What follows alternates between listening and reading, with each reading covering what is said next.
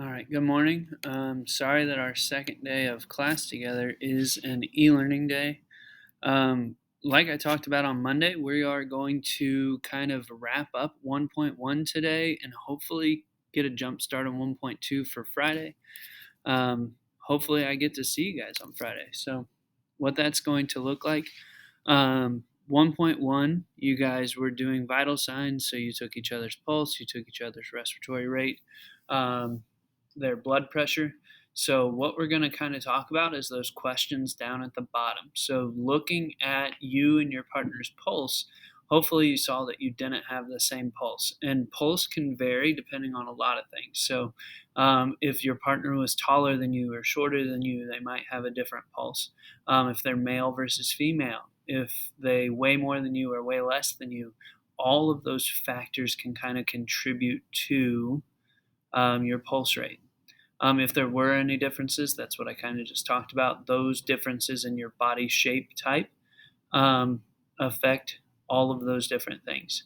There are different ways to take an individual's temperature, oral, rectally, or under the arm. Why is one more accurate than the others? Remember, we kind of talked about that before we got started. Um, Anytime that we're taking temperature, we're trying to see how warm the inside of your body is because we don't want our organs to boil from the inside out. So, the best way to take your temperature would be to probably stick a thermometer into your stomach itself. However, because that's not possible, the best way to do it is to go either through the mouth or the anus because you're getting closer to that core temperature. Why do we use respiratory rate while someone is resting rather than while they are active? You guys had to sit there and use a stethoscope on somebody's back to count how many times you heard air going into their lungs. Imagine trying to do that while someone's running. So now you have to run, keeping the stethoscope on their back. It's not going to work out as well. On top of that, now you're not only hearing them breathe harder, now you're hearing their heart beat faster and their muscles also working and their feet hitting the ground. So all of these factors kind of make it impossible to get a good accurate reading. So if they're just sitting or resting, laying down, it's a lot easier to do. Comparing your respiratory rate, same thing as number one. Because you guys have different body types, you are going to have different respiratory rates. Okay. What's the scientific name for the blood pressure reading? So when talking about the scientific name, we're going to use a word called systolic. That's spelled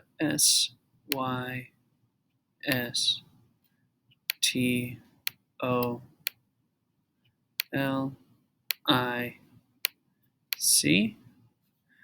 So when we're talking about systolic blood pressure, later we're going to talk about the lower number. So 9 down there is diastolic, Diastolic.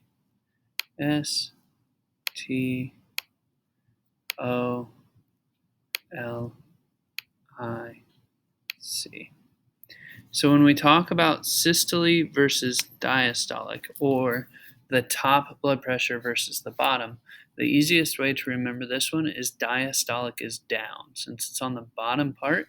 So the systolic is that higher number when we first heard the heartbeat, that blood flowing through your arteries.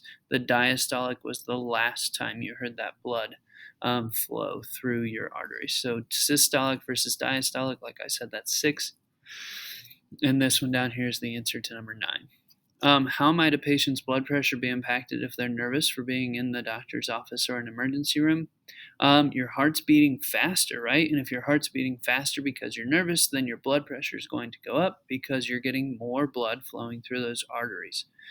So it should be higher in a nervous situation. Why might it be important to check a patient's blood pressure? If average is 120 over 80 and a patient comes in at 150 over 90, that's pretty high. So we don't want people to have high blood pressure because it's really not good for your heart or your arteries.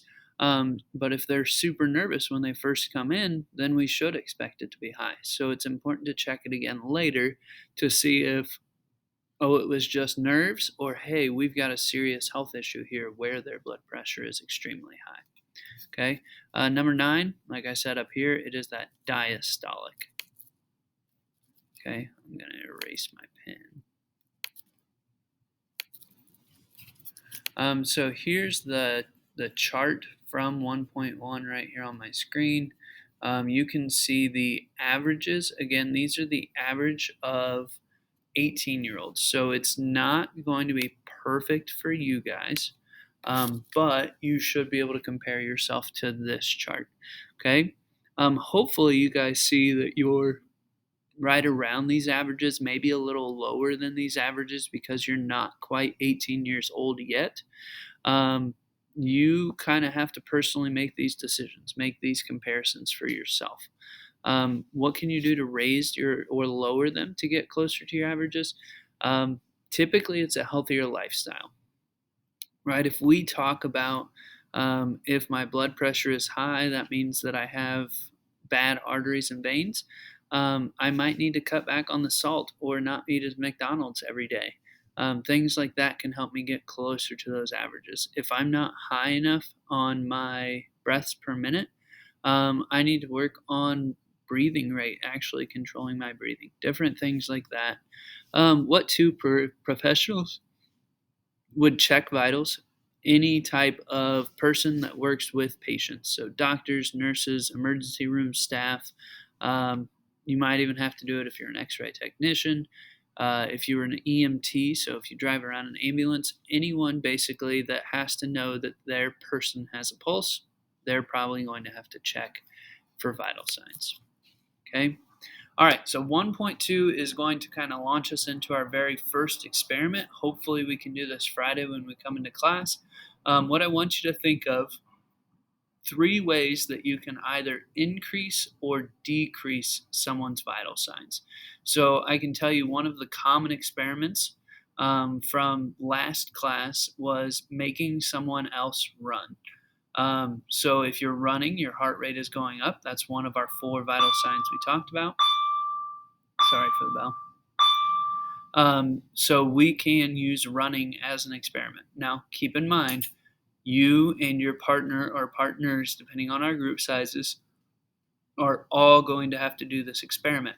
So if you're like me and allergic to running, you probably don't want to pick running as your experiment. Okay, so try and think of something that works for all 3 of you when designing your experiment, and we'll get more into that on Friday. But as of right now, just think about 3 things that you can do to either increase or decrease those vital signs. Write those in on the bottom of your 1.1 worksheet and get that worksheet turned into me by Friday at 3 p.m. If you guys have any questions, feel free to reach out to me on Schoology or through my email. Okay, have a good day. Stay warm.